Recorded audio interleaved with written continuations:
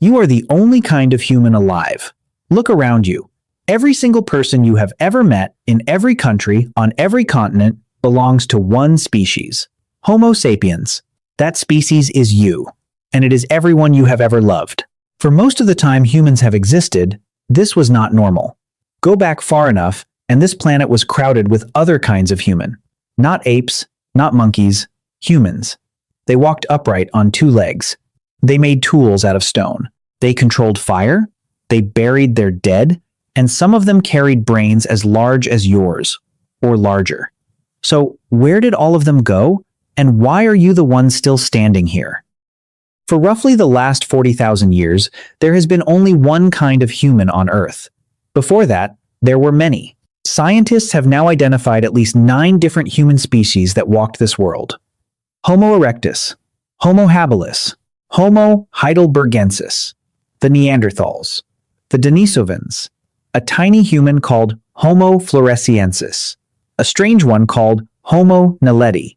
For long stretches of deep time, several of these existed at once, sharing the same valleys, the same rivers, sometimes the same caves.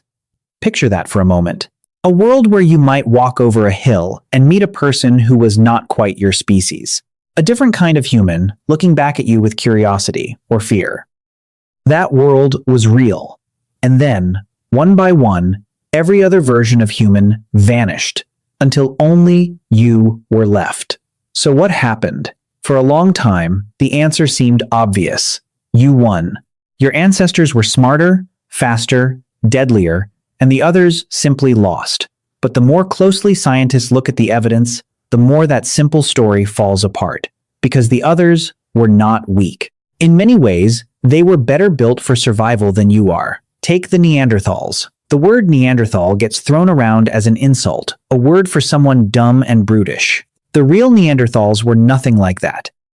They lived across Europe and Western Asia for hundreds of thousands of years, surviving brutal Ice Age winters that would kill an unprepared modern human in a single night. They were stronger than you. Their bones were thicker. Their brains were, on average, slightly bigger than yours. They made glue from birch bark. They wore clothing. They cared for their injured and their elderly. These were not failed humans. They were a triumph of survival. So, how do we know any of this? How can anyone reconstruct the life of a people who vanished tens of thousands of years ago? The breakthrough came from a Swedish scientist named Svante Pääbo. Working at the Max Planck Institute in Germany, Pääbo did something that sounds impossible. He pulled DNA out of Neanderthal bones, ancient genetic material that had survived for tens of thousands of years, and he read it. In 2010, his team published the first Neanderthal genome, a near-complete genetic blueprint of an extinct human. The achievement was so important that in 2022, he was awarded the Nobel Prize. For the first time in history, you could compare your own genetic code, letter by letter, against that of another kind of human. And what that comparison revealed changed everything. Pääbo's work uncovered a hidden chapter in your family tree. A second discovery made it even stranger. In a cave in the Altai Mountains of Siberia, called Denisova Cave, researchers found a single fragment of a human finger bone. It was tiny, easy to overlook. But when the DNA was extracted, it did not match Neanderthals. It did not match you. It belonged to an entirely unknown kind of human, a people now called the Denisovans, discovered not from a skull or a skeleton, but from a sliver of bone in the dirt. Think about how thin our knowledge is. An entire branch of humanity hidden in one fingertip. And the surprises kept coming. On the Indonesian island of Flores, in a cave called Liang Bua, scientists uncovered the bones of a human that stood barely over 3 feet tall. A full-grown adult, the size of a young child. They named the species Homo floresiensis, but almost everyone calls them by their nickname, the Hobbits. They had small brains, tiny bodies, and they survived on that island for a very long time, hunting and making tools in their own miniature world. Then there is Homo naledi. Deep inside a South African cave system called Rising Star, a team led by the paleoanthropologist Lee Berger crawled through passages so narrow that only the smallest researchers could fit. There, in near total darkness, they found a chamber filled with the bones of a previously unknown human species. The questions it raised were enormous. Had this species deliberately placed its dead in that hidden chamber? If so, a small-brained human cousin may have practiced something we thought belonged only to us. So you were not the first human. You were not the only human. You were one branch of a tree thick with branches. The deeper question is not why they died. It is why you didn't. So, let's reconstruct a scene. It is 50,000 years ago, in a cold valley somewhere in what is now Europe. The air is sharp. A small band of your ancestors, recently arrived from Africa, moves carefully through unfamiliar land. They are lean, dark-skinned, clever with their hands. And on the far ridge, half hidden among the trees, stands another group. Shorter, broader, powerful. Neanderthals who have lived in this valley for longer than your ancestors have existed as a species. Two kinds of human, looking at each other across the snow. What happens next was not a single war or a single moment. It happened slowly, over thousands of years. And here is the part almost no one expects. They did not just fight. They did not just compete. Sometimes they met. They lived near each other. And the DNA proves it. They had children together. This is the twist that overturns the whole story. The other humans did not simply die out and disappear into nothing. They were absorbed. When Svante Pääbo compared the Neanderthal genome to living people, he found something staggering. If your ancestry traces outside of Africa, then somewhere between 1 and 2% of your entire genetic code is Neanderthal.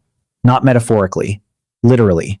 Right now, inside your cells, there are stretches of DNA that came from a different species of human. And the Denisovans? Their genes live on too. In the people of Melanesia, Papua New Guinea, and parts of Southeast Asia, scientists find a much larger share of Denisovan DNA, in some populations as much as 4 to 6%.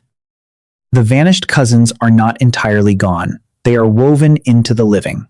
So, why did your particular branch survive when the others faded? The honest answer is that scientists are still arguing about it, and there is no single agreed cause. But the evidence points away from the idea that you were simply superior.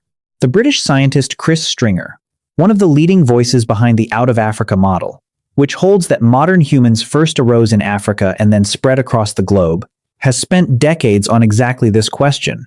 The picture that emerges is not one of conquest. It is one of slim margins. Your ancestors may have had wider social networks, trading goods and ideas across vast distances so that a good tool or a clever trick could spread between many groups instead of dying with one. They may have been more flexible, eating a wider range of foods, adapting faster when the climate lurched. Their populations may simply have been larger, and in the brutal math of survival, numbers matter. The Neanderthals lived in small, scattered groups. When disease or cold or bad luck struck, they had less room to recover. It may not have been that you were better. It may be that you were luckier, and there were more of you. Now bring this all the way back to your own body, right now. When winter comes and your skin tightens against the cold, part of how your body responds may trace back to genes inherited from Neanderthals, who survived ice ages your African ancestors never faced.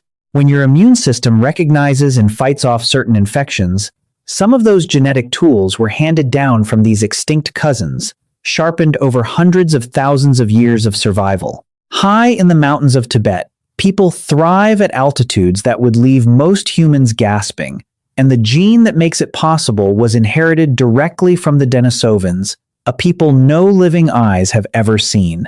You are not a single pure lineage. You are a blend, the last surviving branch of a once vast family, still carrying fragments of the others inside you. So, look around you again. Every person you meet is Homo sapiens, the only kind of human left.